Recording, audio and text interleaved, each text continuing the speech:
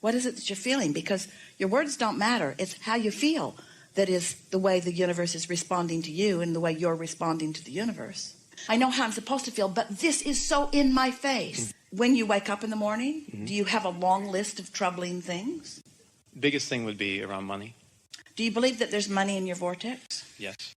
If this thing that's sort of dogging you keeps showing up and just staying off the subject isn't happening because it's just too bumpy of a ride for you, and so you just keep being called back to it, then it's important to take the subject and diffuse it by focused and deliberate thought.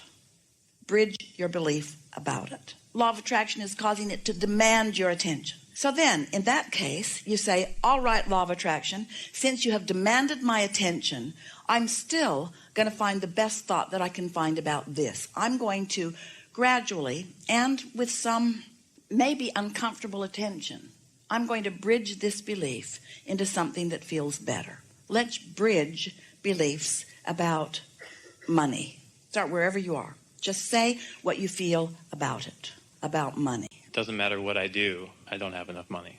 All right, so there it is. And it doesn't matter what I do, things don't change. So just sit with that for a minute and feel how awful that feels, really. That does not feel good. It's a really discouraging statement.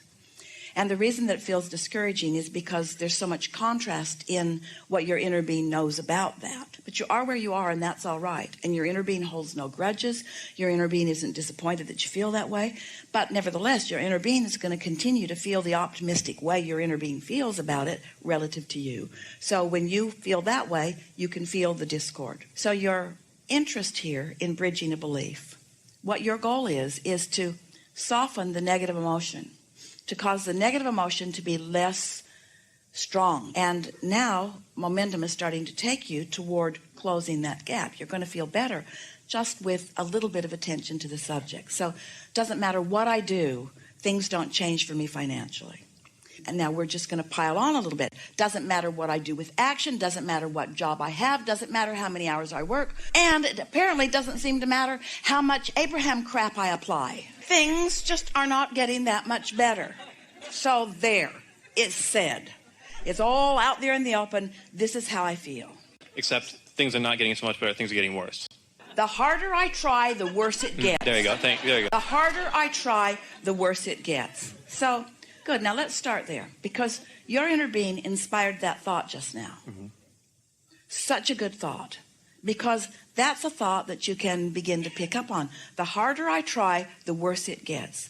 There's something in the Abraham logic that speaks to that, because when I'm trying with action to compensate for a vibration. I'm not really dealing with the vibration. I'm not really shifting the vibration.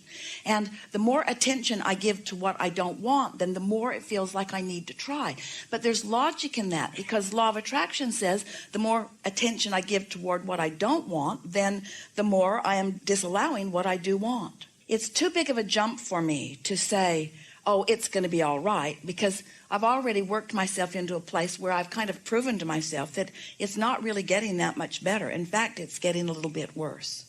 However, when you're in a negative place, the however can only help, yes? However, I do have evidence in my own life about the effect of law of attraction in my experience. And I do accept that I am mostly vibrational. And I do believe, or at least I want to believe, that I have an inner being who's calling me. And I do believe that it can get better. I just haven't seen the evidence or the trail of when that's going to actually happen. I get the theory of law of attraction.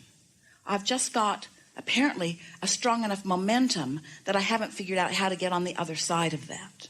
I'm looking forward to the relief of not working against myself. I'm quite proud of my physical capabilities. I might be doing what so many people are doing, not being quite able yet to tend to it energetically. And I'm jumping into the action part and trying to tend to it. But action, which I'm using to try to compensate for energy that I didn't work out well, is counterproductive. Now, there's a piece of something that we would like all of you to hear. You're going to feel strong understanding and resonance wash through you. This is going to click into place for you. So let's start with the subject. How do thoughts actually turn to things? How does my desire for money actually turn into tangible assets and currency that I can exchange from things? How does that vibrational currency actually turn into the spendable kind? How does that happen? So this is how it happens. So through life, through experiences just like what you're feeling now, you've put a veritable fortune in your vortex vibrationally. It's astonishing how much is there.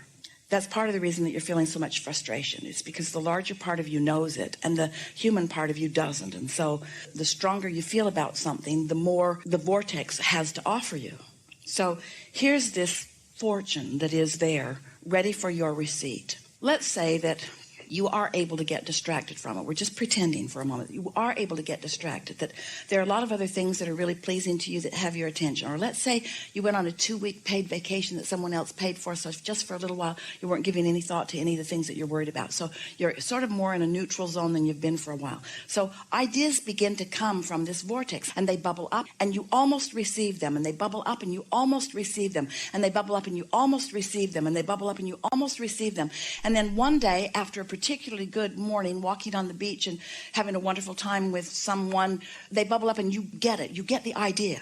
The vibration turns to a thought in your mind that sparks you in a new way, and you feel a little elation or a little expectation. You feel just a little enthusiasm about something. You feel renewed for just a moment. And let's say that that feeling feels so good, and because of the conditions of where you are, you keep focusing positively, because after all, you don't need to go home yet and face the music about anything. So you're just riding that wave, and as you ride that wave, you enter into what we're calling a sweet spot, where ideas just begin to flow to you, and they feel so good. For the first time in a long time about this subject, you feel energized and expectant. The black cloud is lifted off of you, and you feel not just hopeful, but pretty sure that things are opening up for you. You've tasted for a long enough period of time, we're talking about a minute or 2 or 3 or 4, you've tasted for a little bit of time the feeling of connection, and for that period of time, you know about yourself and your prosperity, what your inner being knows, and you have moved enormously vibrationally.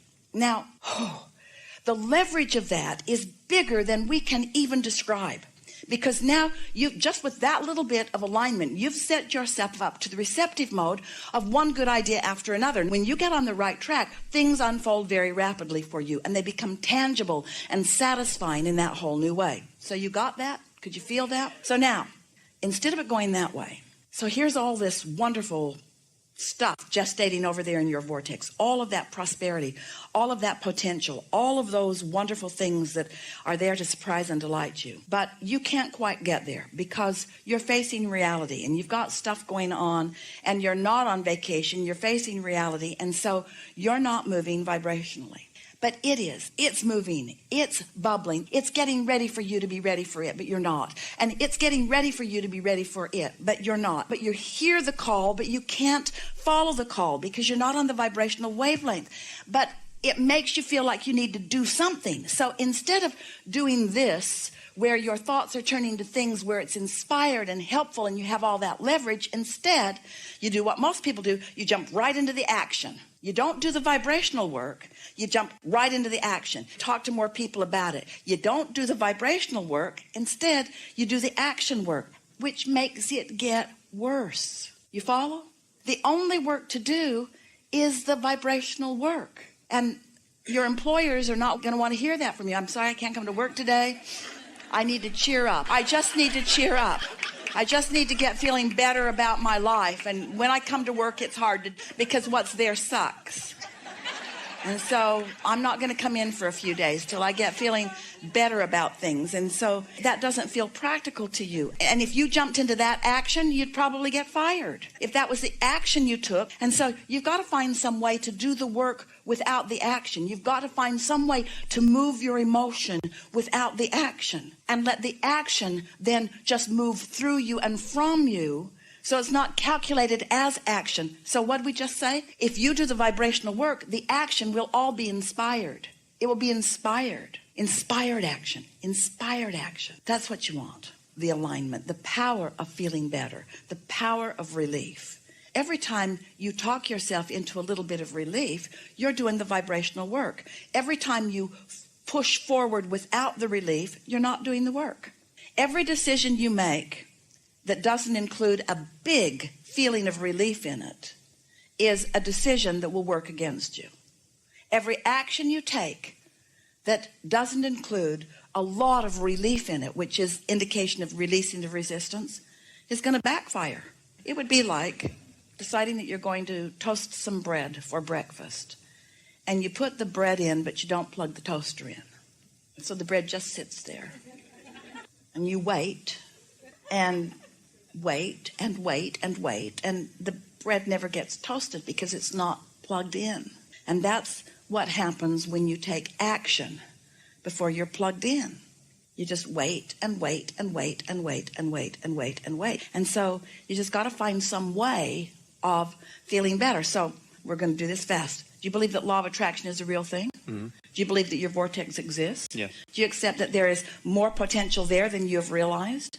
Yes. Do you think it's going to be fun as you begin witnessing the unfolding of that potential?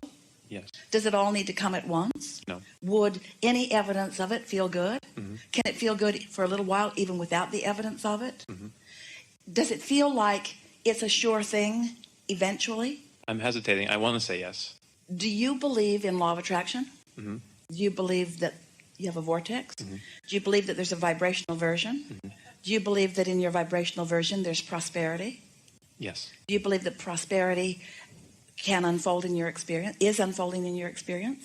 Do you believe that your inner being is working on your prosperity whether you're ready for it or not? Yes. Do you believe that you can get ready for it? Yes. Do you believe that sometimes you are more ready than others? Yes. Do you believe that you could be ready more of the time knowing what you now know? Yes. Do you believe that there is any advantage arguing for your limitations? No. Do you believe that there is advantage arguing for your connection to your vortex? Yes. Do you believe in law of attraction? Yes. Do you believe that law of attraction manages the energies of the universe? Yes. Do you believe that you get what you think about, whether you want it or not?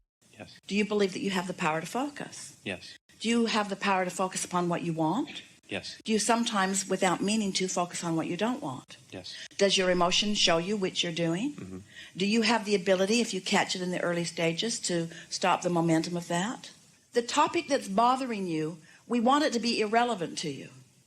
But every time it shows up, you've got to say, I'm not ready for you now. I'm still mad at you. I'm not ready to think about you now. I'm still mad at you. I'd rather think about this. I'd rather think about that. Do you have the ability to focus more upon what you do want? Yes. Are there aspects of your life that feel so good that they're easy to focus upon?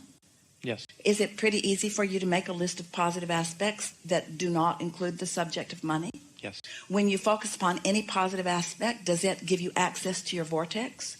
When you focus upon any positive aspect and really feel it, does it connect you? Does it give you access to your vortex? Yes. So when you find something to focus on and you feel good, you've plugged your toaster in. Mm-hmm. And now you can put a waffle in it, you can put a Pop-Tart in it, you can put a piece of bread in it. Once you're hooked up, then everything that's in it will start being realized by you. So do you believe that law of attraction is a real thing? Yes. Do you believe that you have a vortex? Yes. Do you believe that there are wonderful financial, beneficial things in your vortex that are ready to pop for you? Yes. Do you believe that you can sometimes be in a place of receiving them? Yes. Do you think you'd know it when you do? Yes. Do you believe that you have the ability to be a deliberate creator? Yes. Has this conversation sort of put you in a mindset that makes you understand that not only you can be, but that you often are? Yes. Are you bothered by the fact that there are some bugaboos that have momentum? Does it really matter that there's a subject like dollars, even though it touches you in lots of ways? Does it matter that there's some rough spots in that? Is there any advantage to having negative thought about money? Yes. Fills up the vortex. Mm-hmm. My negative feeling about money has made me a very rich man. And the discord that I feel is because I'm, for some unrealistic reason, holding myself apart from it by thinking that I have to unravel every thought I've ever had about money when I don't. All I have to do is think about anything that gives me access to the vortex, and the ideas about money and everything else will start coming into my experience. That's the way it is.